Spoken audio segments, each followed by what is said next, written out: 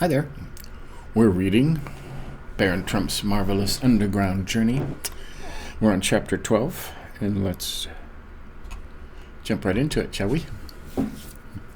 Chapter 12. Little Baron and dear Lord Bulger began the crystal-eyed demoiselle, after she had eased her soul of its load of woe by 3 long, deep sighs. Know then that I am not the demoiselle Glowstone, but none other than the royal Princess Crystallina herself.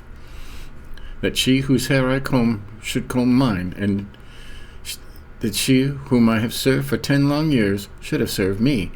And to think, O Princess, I burst out joyfully, that my beloved Bulger should have been the first to discover that she who was seated on the steps of the crystal throne was not entitled to the seat. To think that his subtle intellect should have been the first to scent out the wrong that had been done thee, his keen eye the first to go to the bottom of truth's well. But, fair princess, I am bursting with impatience to know how thou thyself didst ever discover the wrong that has been done thee. That thou shalt speedily know, little Baron, answered Crystallina, and that thou mayest know all that I know, I'll begin at the very beginning. The day I was born, there was a great rejoicing in the land of the Minkies, and the people gathered in front of the royal palace and laughed and cried by turns, so happy were they to think that they were to be governed by another princess after the Queen Galaxa's heart should run down. For, many years ago, a bad king had made them very unhappy, and they had hoped and prayed that no more such would come to reign over them. And pretty soon one of them began to tell the others what he thought the little princess would be like. She will be the fairest that ever sat upon the crystal throne. Her hands and feet will be like pearls tipped with coral, her hair whiter than the river's foam, and from her beautiful eyes will burst the radiance of her pure soul, and her heart. Oh, her heart will be like a little lump of frozen water, so clear and transparent it will be, so like a bit of purest crystal, bright and flawless as a diamond of the first water. And therefore let her be called the Princess Crystallina, or the Maid with the Crystal Heart. Forthwith the cry went up, Aye, let her be called Crystallina, or the Maid with the Crystal Heart. And Queen Galaxa heard the cry of her people, and sent them word that it should be as they wished, that she should be the Princess Crystallina. But, ah me, that I should have lived to tell it. After a few days the nurse came to my royal mother, wringing her hands and pouring down a flood of tears.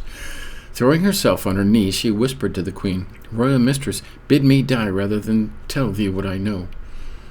Being ordered to speak, the nurse informed Queen Galaxa that she had that day for the first time held me up to the light, and discovered there was a speck on my heart. The queen uttered a cry of horror and swooned. When she came to herself, she directed that I should be brought to her and held up to the light so that she might see for herself.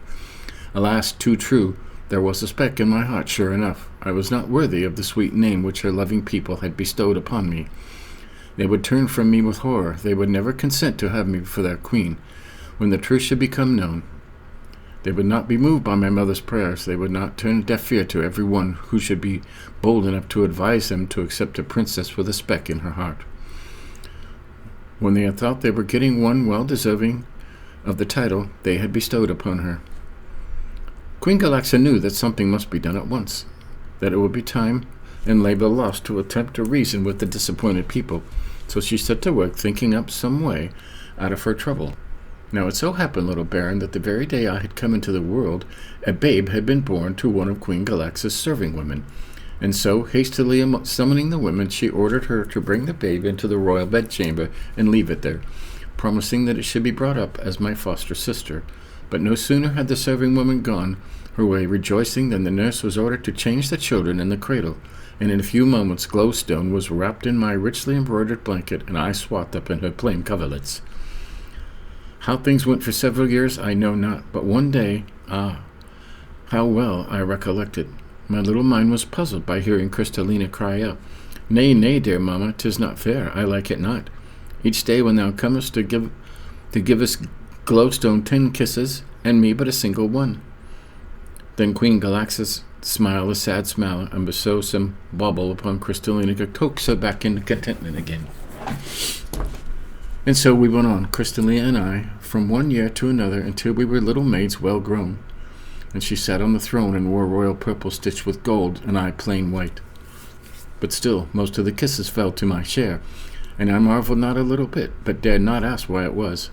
However, once I was alone with Queen Galaxa, seated on my cushion in the corner, plying my needle and thinking of the sail we were to have on the river that day, suddenly I was startled to see the Queen throw herself on her knees in front of me, and to feel her clasp me in her arms and cover my face and head with tears and kisses, as she sobbed and moaned, "Oh, my babe, my lost babe, my blessing and my joy, wilt never, never come back to me? Art gone forever? Must I give thee up? Oh, must I?" "Nay, royal lady," I stammered in my more than wonder at her words and actions. "Thou art in a dream. Awake and see clearly. I am not Crystallina. I am Glowstone, thy foster child. I'll hie me straight and bring my royal sister to thee."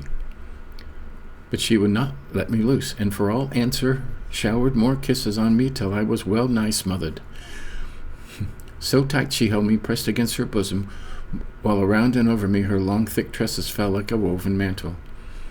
And then she told me all that I have told thee, little baron, and charged me never to impart it to any soul in Goggleland, that I made a solemn promise unto her that I never would. "And thou hast kept thy word, like a true princess as thou art," said I cheerfully, "for I am not of thy world, fair Crystallina.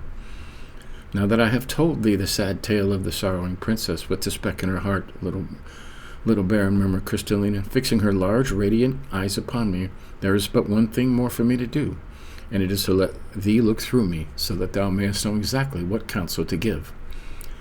And so saying, the fair princess rose from her seat, and having placed herself in front of me with a flood of white light falling upon her back, she lowered her black fan and bade me gaze upon the heavy heart which she had carried out with her all these years, and tell her exactly how large the speck was, and where it lay, and what color it was. I was overjoyed to get an opportunity at last to look through one of the Minkies, and my own heart bounded with satisfaction as I looked upon the mysterious little thing, nay, rather a tiny being, living, breathing, palpitating within her breast, now slow and measured as she dwelt it thought upon her sad fate, now beating faster and faster as she hope bubbled up in her mind that possibly I might be able to counsel her so her wisely that an end would come, an end to all her sorrow. "Well, wise little baron," she murmured anxiously, "what seest thou? Is it very large? In what part is it? Is it black as night, or some color less fatal?" "Take courage, fair princess," said I. "It is very small, and lies just beneath the bow of the left side, nor is it black, but reddish rather, as if a single drop of blood from the veins of thy fair distant ancestors had outlived them these thousands of years, and hardened there to tell whence thy people came." The princess wept tears of joy upon hearing these comforting words. "If it had been black," she whispered, "I would have lain me down in this bed of violets and never risen more till my people had come to bear me to my grave in the silent burial chamber, unvisited by the river of light." At this sad outbreak, Bulger whined piteously and licked the princess's hands as he looked up at her with his dark eyes radiant with sympathy. She was greatly cheered by this message of comfort, and it moved me too by its heartiness. "List, fair princess," said I gravely, I own the task is not a light one, but hope for the best. I would that thee had more time, but as thou knowest, Queen Galaxa's heart will soon run down. Therefore must we act with dispatch as well as wisdom. But first all must I speak with the Queen and gain her consent to act for thee in this matter. That, I fear me, she will never grant," moaned Crystallina. "However, thou art so much wiser than I. Do as best thou seemst to thee." "The next thing to be done, fair princess," I added solemnly, "is to show thy heart boldly and fearlessly to thy people." "Nay, little baron," she exclaimed, rising her feet. That may not be, for now that our law doth make it treason itself for one of our people to look through a person of royal blood." Oh no, little baron, that may never be." "Stay, sweet princess," I urged the gentlest tones. "Not so fast. Thou dost not know what I mean by showing thy heart boldly to thy people. Never fear, I will not break the law of the land, in that they shall look upon the speck with thy heart, and see how small it is, and hear what I have to say about it, and thou shalt not even be visible to them." "Oh, little baron," murmured Crystallina, "if this may only be, I feel they will forgive me. Thou art so wise, and thy words carry such strong hope to my poor heavy heart, that I almost Nay, fair princess, I interrupted. Hope for the best, no more. I am not wise enough to read the future, and from what I know of thy people, they seem but little different from my own. Perchance I may be able to sway them towards my views and make them cry, Long live Princess Crystallina. But I can only promise thee to do my best.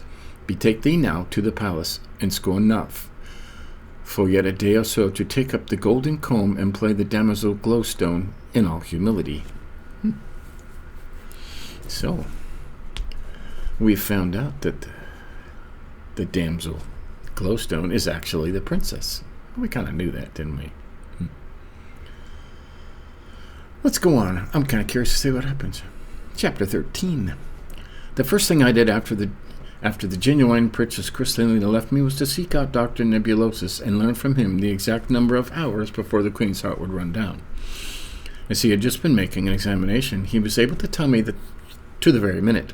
It was 17 hours and 13 minutes. Rather a short time, you must confess, dear friends, in which to accomplish such an important piece of business as I had in mind.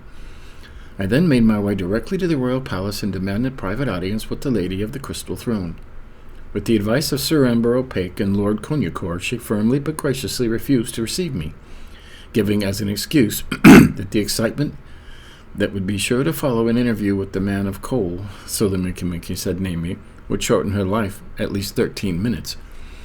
But I was not to be put off so unceremonious a manner. Sitting down, I seized a pen and wrote the following words upon a piece of glazed silk. To Galaxa, Queen of the Minkies, Lady of the Crystal Throne. I, Lord Bolger, a Minky noble, bearer of this, who is the first to discover that the real princess was not sitting on the steps of the Crystal Throne, demand an audience for my master, Baron Sebastian von Trump, commonly known as Little Baron Trump. Prompted by him, I ask, what are 13 minutes of thy life, O Queen Galaxa, to the long years of sorrow and disappointment in store for thy royal child? Taking this letter in his mouth, Bolger sprang away with long, rapid bounds. In a few minutes he was in the presence of the Queen, for the guards had fallen back affrighted as they saw him draw nearer with his dark eyes flashing indignation. Raising himself upon his hind feet, he laid the letter in Galaxa's hand. The moment she had read it, she fell into a swoon, and all was stir and commotion in and around about the palace. I was hastily summoned to the audience chamber, cleared of every attendant save Dr. Nebulosus, Sir Amber O'Pake, Lord Cognacourt, Lord Bolger, and me. Send for the damosel glowstone, commanded the Queen. And when she had appeared to the amazement of all, saving Bolger and me, Galaxa bade her mount the steps of the crystal throne. Then, having embraced her most tenderly, the Queen spoke these words. O faithful counselors and wise friends from the upper world, this is the real Princess Crystallina, whom I have for all these years wickedly and wrongfully kept her from her high state and the royal privileges. She was born with a speck in her heart, and I fear that it would be useless to ask my people to accept her as my successor. Lady of the Crystal Throne, exclaimed Lord Cognacourt, thou hast wisely done. The people would never receive her as Princess Crystallina, for, being by the laws of our land denied the privilege to look for themselves, they would never have believed that this spot in the princess's heart was but a tiny speck like a single hair crystal in the arm of a magnificent throne. Therefore, O Queen, we counsel thee not to embitter thy last hours by differences with thine loving subjects. My Lord Cognacourt, said I with a low bow, I make bold to raise voice against thine, and I crave permission from Queen Galaxa to parley with your people. Forbid it, royal lady, said Sir Romeo O'Pake savagely, at which Bolger gave a low growl and showed his teeth. Queen Galaxa, I added gravely, a wrong confessed is half redressed. This fair princess, 'tis true, hath a speck in her heart, which ill accords with the name bestowed upon her by thy people. Bid me be master until thy heart runs down, and by the knighthood of all the trumps I promise thee that thou shalt have 3 hours of happiness ere thy royal heart has ceased to beat. Be it so, little baron, exclaimed Galaxa joyfully. I proclaim thee prime minister for the rest of my life. At these words, Bolger broke out into a series of glad barks, and raising up on his hind legs, licked the Queen's hand in token of his gratitude, while the fair princess looked a love at me that was too deep to put into words. I had now but a few hours to act. The excitement, so Dr. Nebulosus assured me, would shorten the Queen's life a full hour. It had always been my custom to carry out with me a small but excellent magnifying glass, a double convex lens for the purposes of making examinations of minute objects, and also for reading inscriptions too tiny to be seen with the naked eye. Hastily summoning a skillful metalworker, I instructed him to set the lens in a short tube and to close that tube within another so that it could lengthen it at my pleasure. Then, having called together as many of the head of the nation as the throne room would hold, I requested Lord Conjuncor to inform them of the confession which Queen Galaxa had made, namely, that in reality Damozel Glowstone was Princess Crystallina, and Princess Crystallina was Damozel Glowstone. They were stricken speechless by this piece of information, but when Lord Conjuncor went on to tell the whole story and to explain to them why the Queen had practiced this deception upon them, they broke out in the wildest lamentation, repeating over and over again in piteous tones, "A speck on her heart, a speck on her heart. O dire misfortune, O woeful day! She never can be our princess, if she hath a speck in her heart." By this time my arrangements were complete.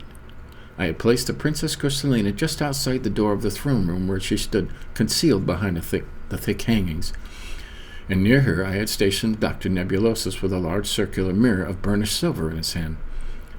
Calling out in a loud voice for silence, I thus addressed the weeping subjects of Queen Galaxa. "O Minka-Minkies, men of Goggoland, transparent folk, I count myself most happy to be among you at this hour, to be permitted by your gracious Queen to raise my voice in defense of the unfortunate princess with the speck in her heart. Being of noble birth, and an inhabitant of another world, it was lawful for me to look through the sorrowing princess, and I have done it. Yes, Minka-Minkies, I have gazed upon her heart. I have seen the speck. Within it I give ear. Men of Goggoland, and you shall know how that speck came there, for it is not, as doubtless think, a coal black spot within a fair enclosure, clearer than columns of Galaxa's throne. Oh no, Minka-Minkies, 1,000 times no. It is a tiny blemish of a reddish hue, a drop of princely blood from the upper world, which I inhabit.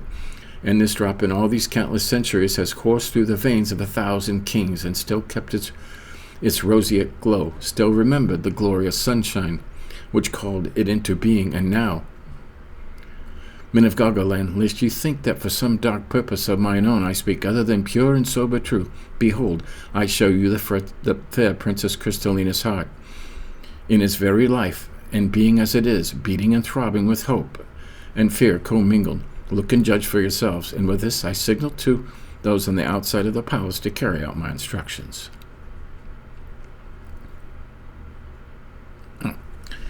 In an instant the thick curtains were drawn, and the throne room was wrapped in darkness.